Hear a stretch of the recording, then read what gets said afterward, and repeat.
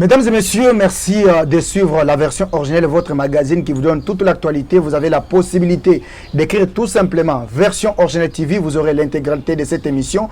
Mais aussi, vous avez la possibilité d'écrire Joseph Kaimbe sur Facebook et aussi à travers plusieurs télévisions partenaires qui va diffuser cette émission. Nous vous disons sincèrement merci pour votre attachement et aussi pour votre soutien à ces magazines qui vous donnent toute l'actualité. Alors, c'est un plateau spécial, comme je vous ai toujours dit. La version originale ne reste pas seulement dans nos bureaux climatisés, mais aussi, il faut faire des descentes sur terrain pour comprendre les vrais problèmes qui guettent la population congolaise. Aujourd'hui, nous allons recevoir au cours de ce plateau spécial le pasteur Amos Ngeleka. Il n'est pas quelqu'un à présenter parce que c'est plusieurs fois qu'il a été reçu sur ce plateau, mais aussi on parle avec lui quoi cette fois-ci. Nous parlons toujours le problème du site Sokopao. Avec lui, on va développer tout ce qui concerne Sokopao. Où en est-on? Après avoir gagné les procès, après avoir dénoncé certains actes qui n'ont pas bien plu aux habitants ou aux victimes, où en est-on actuellement avec tout ce qui se passe? Alors, je vous rappelle déjà que vous avez la possibilité de nous écrire à travers notre chaîne YouTube et aussi nous écrire à travers nos numéros qui passent au bas de votre écran. Dans quelques minutes, je vais entrer dans les vifs, excusez-moi, de cette émission. Merci beaucoup, merci à toutes, merci à tous les partenaires de version originelle.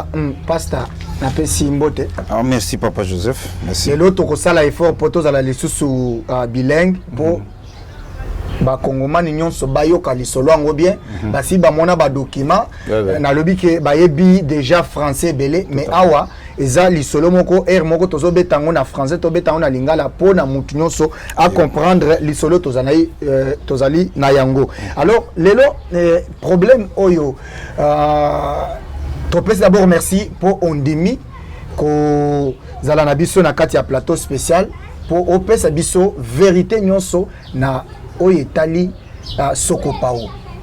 Merci pasteur. Merci Papa Joseph. Merci quand même pour la aussi disponibilité parce que chaque fois tu as toujours été là pour chercher à Koyeba qu'est-ce qui se passe dans le dossier Otali Sokopao. Merci beaucoup pasteur. Nazo rappelé na Baoyo Bazali Kotala ba numéro na biso est affiché au bas de vos écrans ou à travers les réseaux sociaux que toutes les questions sont possibles, mais aussi il faut respecter certaines règles. Alors, Likambo Etali Sokopao tozali kolobela lelo en ce qui concerne les comptes rendus du Conseil des ministres, le Conseil des ministres du 22 novembre 2024 portant des mesures de démolition, etc., ceux qui ont occupé des emprises publiques, espaces publics, etc. Parce que après décision, il y a Conseil des ministres, il y a eu aussi les comptes rendus de la réunion de la ministre d'État et ministre des Affaires foncières, Madame Akasia Bandobola, avec le gouverneur de province. Oyo sikoyo to monineti moi contradiction ezali komonana na yebite peut-être nga journaliste ndé mutu na moni contradiction mais pasta yo en tant que l'un des responsables ya Sokopao o le kaka na télévision awa o lobaka o dénonçaka tozape na ba image belé oyo le cas déjà et la kisa nenge ndakuna yo babuka batnyos ba mona yango mais je voulais avant au kota na kati ya mozindo o expliquer biso Darel Piamonte Mwamba avec toute l'équipe technique bakate la biso d'abord kaka moi image ya moké na oyetali décision il y a conseil du ministre mais avec les comptes rendus de la réunion il y a ministre d'État et ministre des Affaires foncières comme ça toya kozongela et pas ya pastapo tout sur la bien na oyetali likambo. Rapport des descentes effectuées sur les sites ciblés à problème. La ministre d'État, ministre des Affaires foncières, a fait le point au Conseil du rapport de différentes descentes effectuées sur les sites ciblés à problème à travers la ville de Kinshasa. Il s'agit respectivement de Majestic River. Sur cet espace bordant le fleuve Congo, il y a la construction d'une marinade Majestic River et d'autres constructions en cours. Pour gagner de l'espace, les constructeurs procèdent au remblayage du lit du fleuve. Bien que disposant des documents ayant donné lieu à ces travaux, une suspension provisoire des travaux d'extension de la marinade a été ordonnée en attendant une enquête des services de l'urbanisme et un arrêté rapportant l'arrêté de désaffectation de cet espace a été pris par le ministre de l'Urbanisme et Habitat, suivi de l'annulation du certificat d'enregistrement de la société Estagri. B de Ngaliema. Ce site a fait l'objet de désaffectation par des arrêtés pris par les ministres de l'urbanisme des gouvernements précédents. Et sur base de ces textes, des parcelles ont été créées et attribuées aux particuliers et certains disposent des titres établis conformément à la loi. Malheureusement, il est constaté d'une part que les constructions sont érigées sur une frontière avec un État voisin. Et d'autre part, certains occupants ont construit à des distances non réglementaires du cours d'eau et des ouvrages de la Régie des eaux en violation de la loi numéro 73/021 du 22 juillet 1973 portant régime général des biens, régime foncier immobilier et régime de sûreté. La loi du 31 décembre 2015 relative à l'eau et l'arrêté interministériel du 29 octobre 1993 portant application de la réglementation sur les servitudes. En solution intermédiaire, il a été demandé aux conservateurs des titres immobiliers concernés et au chef de cadastre de suspendre la délivrance des titres sur des parcelles de terre se trouvant sur cet espace, en attendant qu'une solution définitive soit portée par le gouverneur. Usine de captage et de traitement d'eau de la Régie des eaux de Ngaliema.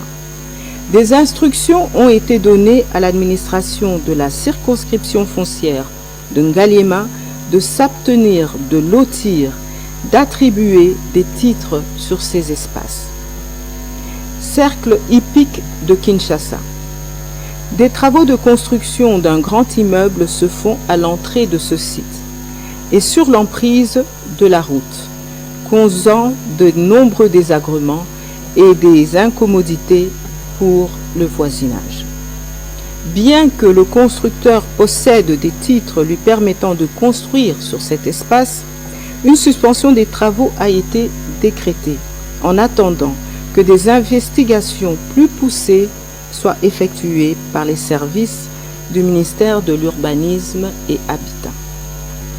Les autres sites ayant fait l'objet du rapport de la ministre d'État, ministre des Affaires foncières, sont la maternité de Kitambo, le terrain en face du stade des Martyrs, le site Sokopao, le terrain de la RVA Sele. La ministre d'État, ministre des Affaires foncières à Kassia-Bandouboula a présidé ce jeudi 5 décembre 2024 une réunion sur le site à problème de la capitale. C'était en présence du ministre de l'Urbanisme et Habitat Crispin Badou et du gouverneur de la ville Daniel Bumba Lubaki ainsi que le membre de cabinet des deux ministères. Dans ce mot, la ministre d'État, ministre des Affaires foncières a indiqué que le Conseil de ministres a décidé de mettre fin aux constructions anarchiques sur les emprises publiques et les zones non édificantes. En ce qui concerne le site de baie de Ngaliema, le gouvernement instruit les gouverneurs de la ville de Kinshasa à démolir toutes les constructions qui sont à moins de 100 mètres du fleuve Congo et le certificat d'enregistrement des constructions anarchiques seront annulés. Pour le site des Majestic River, la ministre d'État a dénoncé les comportements du responsable de cette entreprise, surtout les trafics d'influence. Ces derniers est invité à se conformer aux lois de la République. Le site Sokopao dans la commune de Limete est aussi concerné. Le travail doit être fait avec l'accompagnement des autorités de l'ONATRA. Merci beaucoup. Donc, vous venez de suivre Image Binomoko. Bolandi Yango, Boyoki, Ndenge Balobi, décision. Nandenge, ministre fait à commencer. Alors, Kobanga Nabisu Eza, parce que Madame Akasia Azali Nabatras Yande Konaviso, vice-ministre, vice-premier ministre, na ministre de l'Intérieur, Yakala, Oetomona, Mwanamboka, Aselo, Oetomona, Azwa décision, Aloba Keno a pesana batu délai, batu basala ba descente, batu balali, balamuki, Mwanamboka, à l'époque, Jekoko Mulumba, Nango Bila, Bakita na terrain, Babuka Banda kwa Batu, et tout était reposé sur les épaules du chef de l'État. Avant tout qu'il y ait des musiques, on monite que l'histoire est coquille comme ça, les moko. Merci Papa Joseph, merci quand même pour la question. Donc le lobby banda kwa batu, c'est compris même dans Konangai. Voilà. Dans Konangai zaki bukanaki. Babuka yango. Babuka kinyoso. Voilà. Mais loko na ligne d'abord d'entrée de jeu pour avant de répondre à la question nayo. Nanga kina sala moi commentaire mouké. OK. Pour ce qui concerne site notre site. Lobby ezaki na discours ya chef de l'État.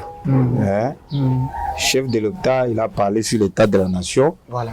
Mais le discours naé ce qui ngana sala résumé nangai, j'ai trouvé que ezaki basé sur la sécurité. OK. Sécurité ezaki vraiment cheval de bataille. Sécurité à peuple congolais. Voilà. Sécurité à peuple congolais, ezali problème pour protéger peuple congolais na bindu kikakate. Il a parlé de la sécurité alimentaire. Il a parlé de la sécurité aussi sanitaire. Bon, il y a sécurité mounene au Batouabo Sanaka, c'est la sécurité à logement. Il a garanti l'article 48 de la Constitution de la et le but que tout Congolais a droit na logement moko décent. C'est-à-dire que Congolais l'État a droit. Il a droit na logement moko et ça vraiment décent. Il a droit na maï na courant. Ce qui fait que tout le Congolais le lobala la libanda. Ils ont droit à porter plainte au gouvernement. Ils ont droit au gouvernement, il faut aluka place à kocha batwana bavanda balala. C'est pourquoi sécurité monene yango wana où il faut que batubaye bayango que président cheval de bataille na isa sécurité à congolais. Voilà, c'est un peu ça. Alors et le quoi na le bango sécurité avant nazonga na disons avant nazonga na nani na sujet na biso tozango na tongo. Voilà, c'était juste pour que to comprendre vision à chef de l'État. Même le ministre qui accompagne le chef de l'État, il faut pas côté na vision à chef de l'État. Que préoccupation chef de l'État, c'est sécuriser le peuple congolais, ne pas exposer le peuple congolais. Au moment où une mission, le chef de l'État est mal entouré. Aujourd'hui, on va constater que le chef de l'État il est mal entouré. Même jusqu'à présent, Azako Bundapu que Asala Musala et que le Bosso. Mais si on dit Batu Bazo qui ne kubuka Batu, Mutatungindako, Abukiye, Abuaki Nanzela. Voilà, c'est-à-dire qu'il va violer la constitution. Parce que l'article 48, le tout Congolais a un droit, il y a un logement moko décent. Même pas en garde. Il ne faut pas protéger. Des protections à Liboso, le gouvernement faut protéger. Mais quand vous avez Nanzela, voilà, c'est-à-dire que vous violez la constitution. Avant Okubuka, il faut d'abord, koluka koyeba mutoyo akolala wapi. Voilà. Akovanda wapi. Wana ezaponaka ya mutukutu atongi na règle te. Azata na mikanda te. Mais atongi lokola congolais Donc selon constitution nazo songaka kapo bato bayoka yo bien. C'est-à-dire que na ndenge passé azali kolobele, c'est-à-dire que muto atongi place eza ya yete. Mais lokola za congolais, l'État congolais a kobuka ndako na yacha ya libanda te. A ko trouver les solutions. Non, au moni place otongi eza mabe. Mais avant tobuka ndako na yo, place mususu ya revanda yangoy. Donc makamu mususu après. Mais ce n'est pas le cas pour Sokopao. Allons-y. Merci quand même pour Naïlokwan. Bon, pour revenir dans le problème Italie, compte rendu, il y a ministre des Affaires foncières, disons, à niveau, il y a conseil des ministres, et depuis le 22 novembre, je pense. Et puis, on posait question, le biais, qu'il y a trace, il y a vice-gouverneur, Jokoko Moulumba. Bon, en fait, ce qui est là, c'est pourquoi toujours Linga, tout expliquer, à comprendre bien, qui a tombé dans la trace Wanat. Parce que décision et l'Obama qui compte rendu Tolandiango Bissonio, c'est ça qui est rendu public. Tout Congolais, Bissonio Soba Congolais, tout tant que classe, Tolandiango, Bissonio Tolandiango. On a commencé par les sites. Babandi, site Bendengaliema, Majesté, la société Mokoboye, et Jidezo, bon, Basit Nyo Soba Lobeangwan. Basit on a dit clairement, on a prononcé, on a dit, site Oyo, ezali site à problème, va suspendre délivrance, il y a des documents. Va suspendre, même, on a même donné l'ordre pour que arrêter à des affectations à site Wananyonso. Mais après avoir Koloba site Wananyonso 5, aussi, il y avait d'autres 5 sites où le ministre a visité qui. Y compris, il y a Bisso Sokopao. Voilà. Et puis, il cité cimetière à Kassavubu.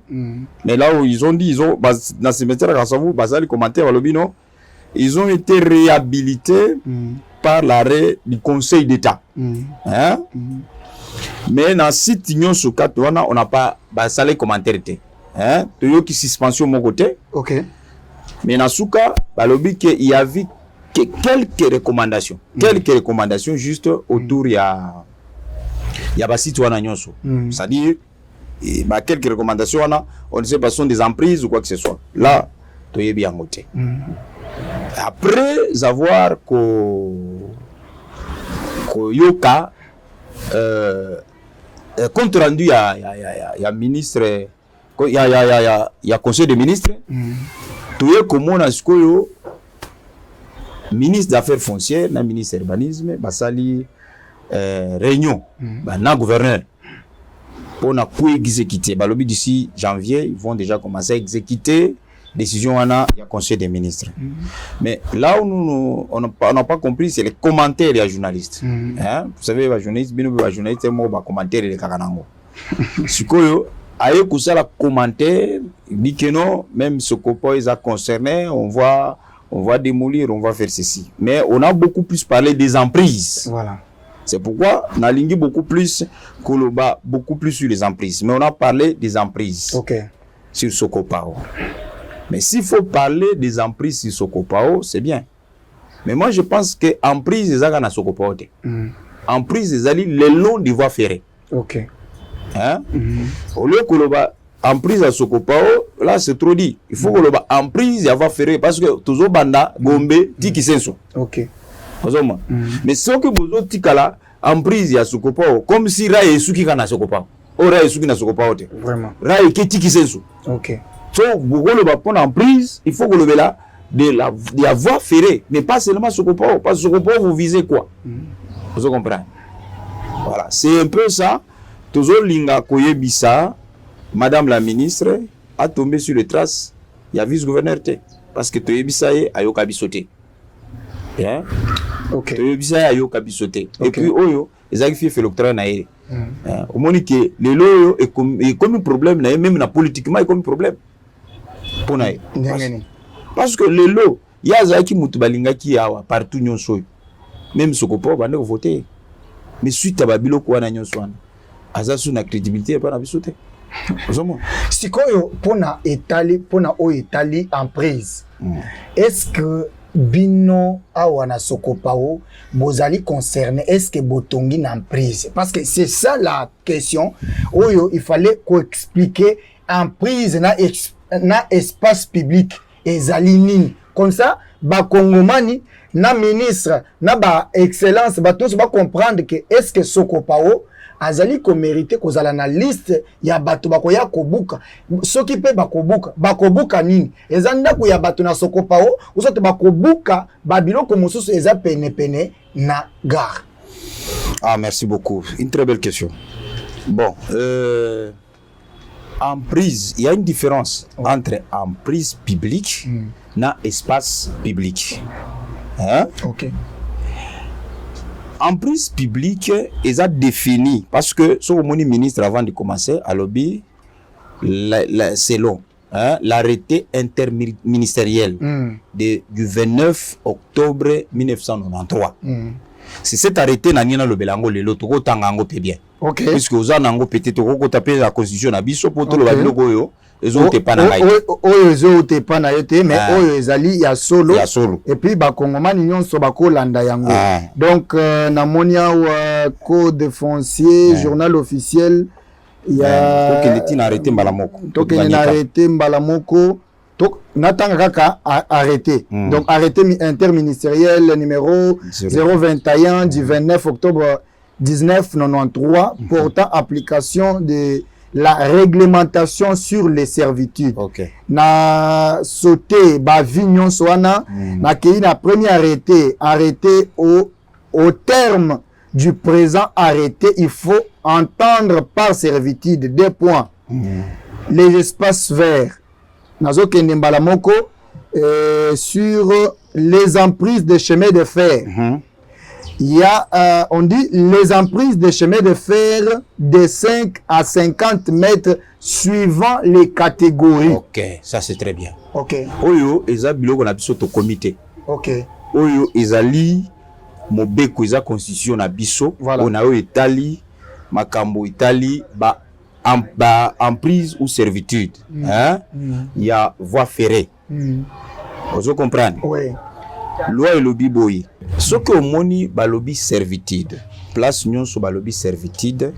Il faut comprendre que eza espace moko ego kende au-delà de 50 mètres. OK. C'est ce que ça veut dire. Vous comprenez? OK. Contrairement à bato bayaka wana Sokopao, ils vont vous dire que tozoya pona kolongola bato bazana en prise. OK. Omonaki le vice-gouverneur ayaka. O tozoya kolongola bato bazana en prise.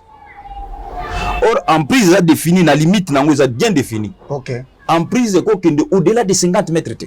Awa sikoyo pona awa na Sokopao tozo mona wala kisabiso en prise ezali ndenge nini bozali yango ndenge nini biso to respecter eza biso te voilà. Parce que ici je vais vous dire to l'action mikanda voilà hein ouais. Ici tozo na mikanda nyonso mikanda tozo nango nazo citer comme mikanda moko d'abord eza arrêté il y a désaffectation. OK. Arrêter à désaffectation, ils ont mukanda nini pour nous expliquer bah tu vas comprendre. Mais bah cause va comprendre le Congo. Arrêter à désaffectation, ils allaient arrêter oyo, ils ont signé par le ministre de l'urbanisme. OK. Parce que l'urbanisme ndé azana dépôt ya mabele. Hein? Mutu oyo azana clé ya mabele za urbanisme. OK. Ils affaires foncières té. OK. Sikoyo, soki mutu congolais nyonso oyo azana besoin ya mabele, il faut akomela l'État. OK. Tant qu'on met l'État, comme l'urbanisme. On comprend. OK. Tout Congolais a ces droits-là. Hein? Tout Congolais a un droit à yango. OK. Parce que à partir de l'urbanisme, l'urbanisme a koya atindi ba technicien na ye. Ba kiti si terrain. OK. Ba ke ko sala étude pour na koyeba que si réellement place wana ba koki kotonga ou ba ko tonga te. Voilà. Ozomon. Urbanisme tango kitende musala urbanisme ya kusala a. Tango amoni ba jugement mikanda toza nango ba yeko comprendre que place eza ya biso. Mais toko vanda boete soki bango basali ni ba désaffecter en côté. Il faut que ba ya kusala ba étude, ba est-ce que réellement place na rail na mabele et koki kusala ke ba to vanda. C'est ce qui fait que moni urbanisme à Kitaki. Pour qu'il y ait des affectations, il faut qu'il y ait un travail de fond. Travail de fond, c'est-à-dire qu'il faut les techniciens quitter, basali o babengi avis urbanistique. Avis urbanistique ndiango ba pesi avis na bango. Ba expliquer sous qualité ya mabele, est-ce que bato bako tonga ba tie ba limite ya rail. Isabiso to tchaki ngote. C'est l'urbanisme à tie limite ya rail. C'est quoi pour na awa la kisabiso, c'est-à-dire que awa boche combien? Rail nyonso ko banda tikuna tiboye za 30 mètres. Donc ndenge ozola kisa yango boye. Donc ba téléspectateurs nyonso bazali komona yango, c'est-à-dire que eza 30 mètres. Ça dit 30 mètres 15. Eza katikati so batandi rail na bango katikati parce que c'est effectif balobi selon catégorie. Il y a catégorie de 5. Ça dit 10 5 5. Voilà. Il y a catégorie de 30, ça dit 15 15. Il y a catégorie de 20. 10 de 40 40, 40 20 20. Catégorie de 50 25 25. Très bien. Ça veut dire qu'au-delà de 50 T, c'est comme ça, c'est selon la loi. Aux moins. Na lingina na anticiper moi mon pasta limbisanga, c'est-à-dire que na ndenge où tu peux expliquer. Donc si on comprend bien ni limite oyo eza bino bato bosala yango bisoté eza ba technicien bango moko ba sali ba monique awa pour que le chemin de fer et les cabines et comme ba problème à mon côté il faut qu'on soit 15 15 wana c'est ba technicien et aussi ceux qui ba technicien ba sali est-ce que batou ou soit baoyo basalaka na ba ministre na ba ministère est-ce que y a déjà ko constater yango sur terrain pour comprendre qu'effectivement awa problème exact o etikali eza déjà délimitation officielle ya ba service attitré. Oui, toyambaki ba tuyakini métro. Ba yaki ba mesurer parce que bangonde bana projet sikoyo ya kosala selon vision du chef de l'État métro il est kana Kinshasa. Toyambi bango ba mesurer ba rail nyonso. Batie balobi que vous êtes dans les bons. Ici nous sommes dans les bons. Sokopao vraiment nous sommes dans les bons. Au moins qu'il y a côté ngambo ya paka chuma kuna il y a des gens baza na mikandate ba koti kuna na ndenge na bango. Mais Sokopao nyonso mbimba on a respecté mais ça fait na bandako wa liboso bandako ebele. Voilà sont des gens de l'anatra. Non, bango moko batie biloko wana pour créer une confusion. Bato onatra bango moko nde batie biloko wana pour créer une confusion. Bato onatra. Ça va. Donc si on comprend bien, c'est-à-dire que après qu'on ça là-bas étude nyonso wana et outinde likolo nde bazu décision à kenon awa bozana problème. Si koyo ndenge ba annoncer boy bakoya kobuka wapi parce que la population doit aussi être informé. Baye bake bakoya kobuka na ndenge nini bakobuka wapi. Bon en tout cas problème toujours le bayango. Voilà. Bango il parle des servitudes ou des emprises. Balobi bakoya kobuka les emprises Sokopa est concerné. Mais les journalistes veulent pas Sokopa. Or, emprise, emprise c'est le long de la voie ferrée. Il faut parler, batonyo sur batongi na le long, faut tiki sensu. Ce n'est pas parler seulement Sokopa. Parce qu'emprise, bra yesuki na Sokopa. C'est ça, qu'on insistait, on a insisté. Le problème est que bango soko bakobuka na emprise mais bakoya kobuka biso to pekisi yango te mais sauf que l'emprise na biso soko pao toza na bato oyo bakoya kobuka penza te. Vous comprenez? Bato bakoya kobuka penza na soko pao oyo tomoni yango te à part bato bazana kaju paka juma kuna d'abord c'est pas nous.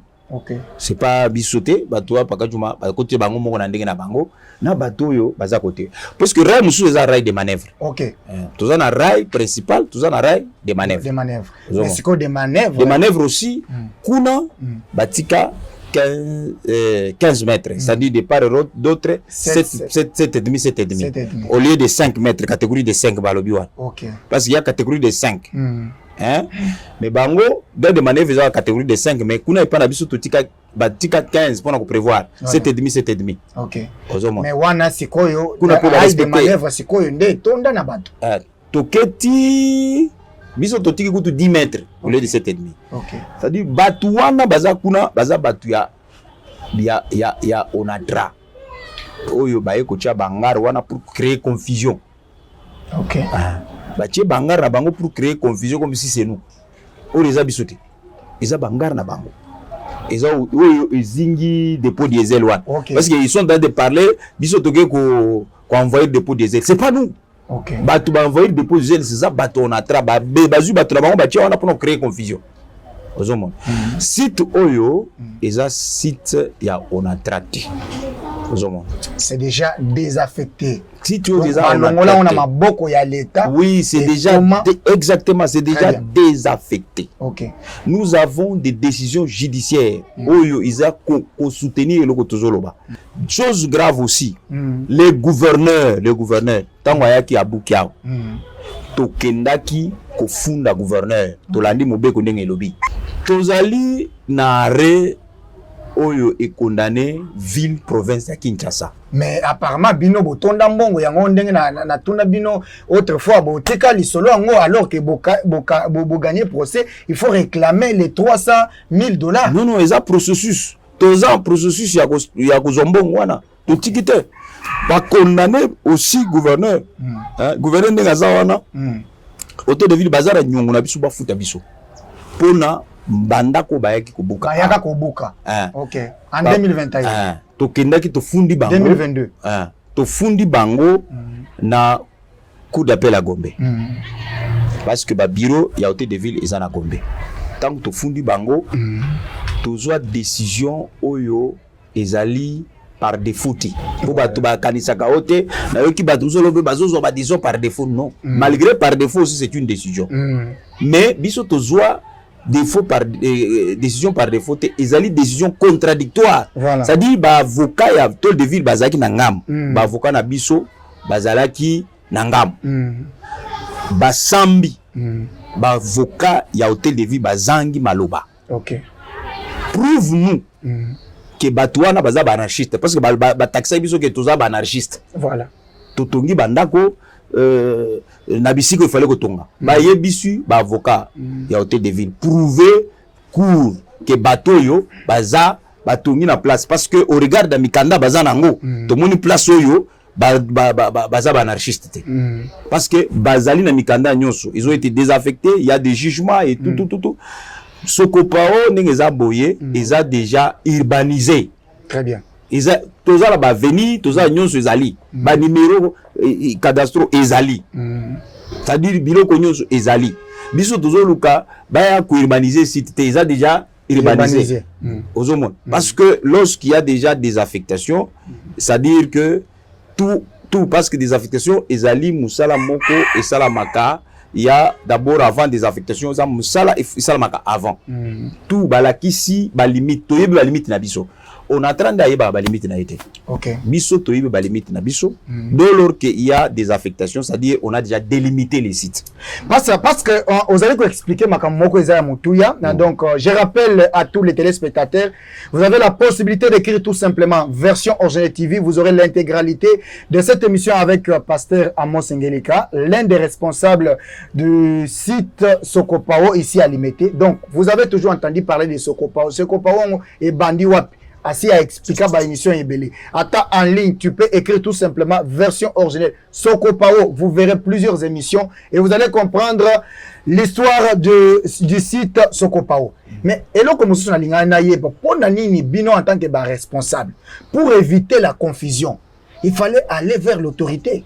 Kosengaye audience ko expliquer makambo parce que c'est toujours les gens qui sont comme Tosi Toloba na bino plusieurs fois que bateau ba entouraka ba konzi bangonde ba indusaka bango en erreur parce que pour ne pas amener toute la population excusez-moi dans des mêmes bêtises ya balali boye balamoki lokola balobi que par exemple bakoya kobuka na ba prise wana omoni bakoma kolungwa kuna bakoti bakomi obuka ba innocent.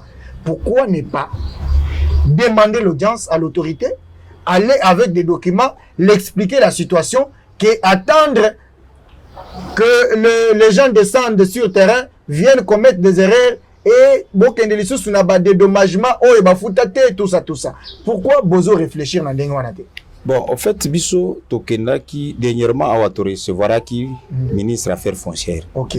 ayaki à surprendre biso amoni ayaki na bato onatra. Voilà. Bon. Tu comprends qu'il y a outil que la nommé ministre, il fallait qu'il y ait de 6 ans d'année. Biso toké to kutanaye. Tunaye mutuna maman to monika visite ministre c'est une autorité publique qui a biso nyonso. Biso tokoki ko kende tokoki ko zanga ko kende pa na été.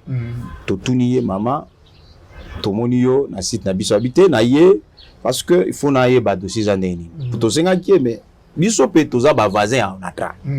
Biso tutungi na gacha on a traité toi ba voisin là on a traité tant tout monde yo za ministre biso nyonso à l'obité na yo ko zo décision té mais tant que décision na ko zo décision je vais vous inviter tout mais tout monde ka bazo kene na nyonso mais tout monde invitation à bengi biso té alors c'est ce que nous sommes entrés aussi de demander c'est que madame la ministre soki au monde qui a une décision concernant même les emprises au lekana sokopao toza wana osonga biso pona moni na exécution na bango balobi awa na gouverneur qui vont descendre avec les gens les agents de l'ONATRA.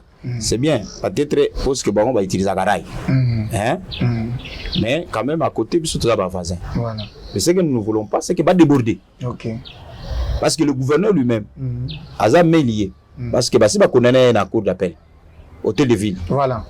Donc selon la loi donc la cour d'appel va condamner Angola pour na sokopao c'est que même depuis dernier tozaboy ce que république est existé hôtel de ville et kotikala ka signer le sous arrêté contre sokopao c'est-à-dire que Soki pour na ba téléspectateurs na ba congomani nyonso va comprendre bien c'est-à-dire après arrêt il y a cour d'appel condamnant et exigeant même le dédommagement. Il y a hôtel de ville n'a pas victime il y a Sokopao c'est-à-dire que tant que hôtel de ville ou soit République démocratique du Congo ils ont existé hôtel de ville et coquille cause les sous arrêté il y a démolition na Sokopao. Voilà donc c'est ça la vérité. C'est ça la vérité c'est-à-dire que gouverneur Nezana arrêt il y a conseil d'état ceux qui toujours prôner état de droit ya solo voilà le président de la République a nango arrêt tout ça nango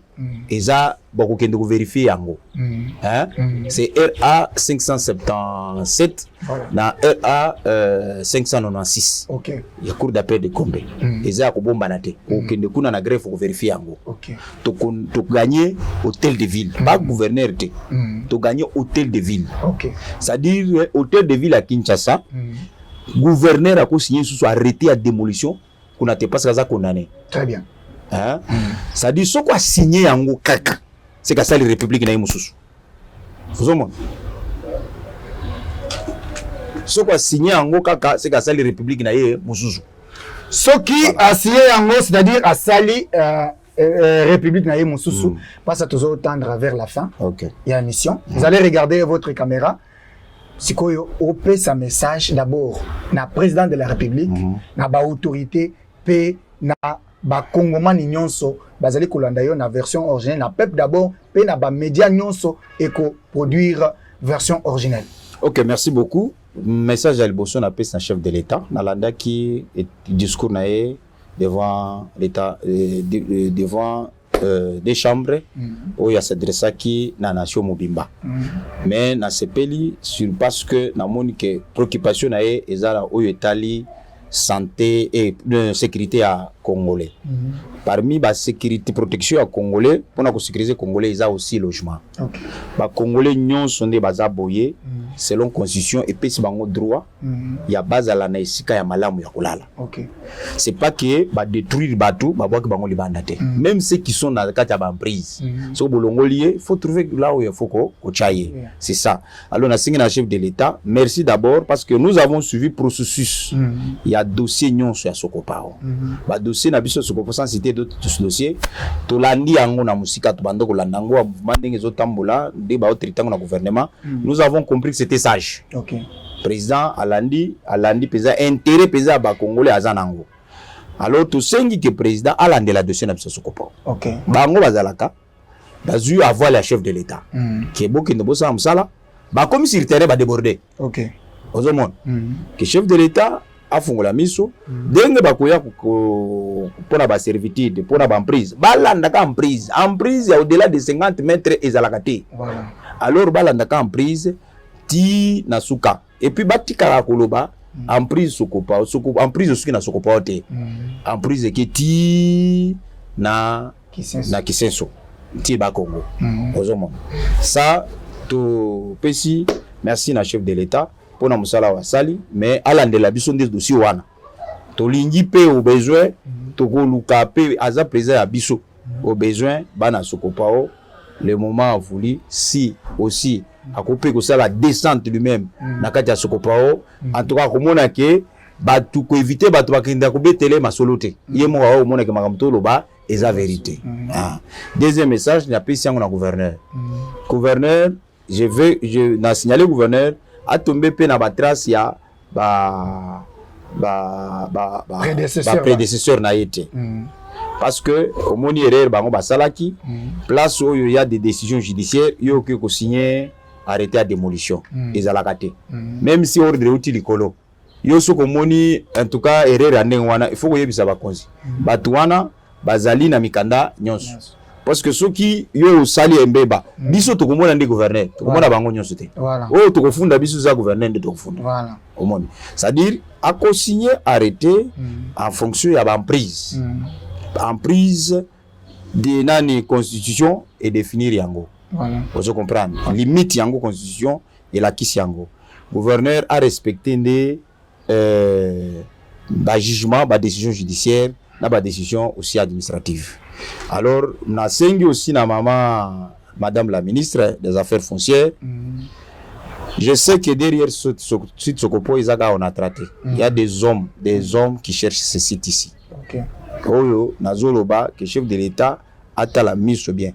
Eza makambo kaka ya on a traité, il y a des hommes puissants qui ont des moyens bazoluka Sokopa biso toza ba congolais tozo mérité kovanda na congolais aza na droit kovanda place nyonso alingi na Congo parce que toza garanti par na constitution na biso en tout cas na sengi na bana Sokopa nyonso bavanda kimia dossier nyonso ezokende toza kutala miso mungu na koya lisusu te ba surprendra biso mais toko zwa surprise wana sute.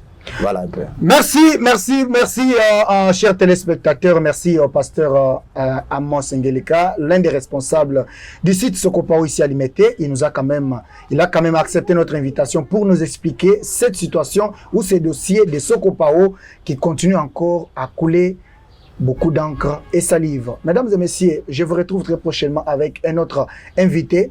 Continuez toujours à aimer et partager votre magazine version originelle de TV. La partie technique est assurée par Darel Mwamba avec toute l'équipe technique. Je vous retrouve comme je le disais. D'abord, je vous promets que prochainement, vous aurez encore beaucoup plus de sujets qui touchent la population. Merci.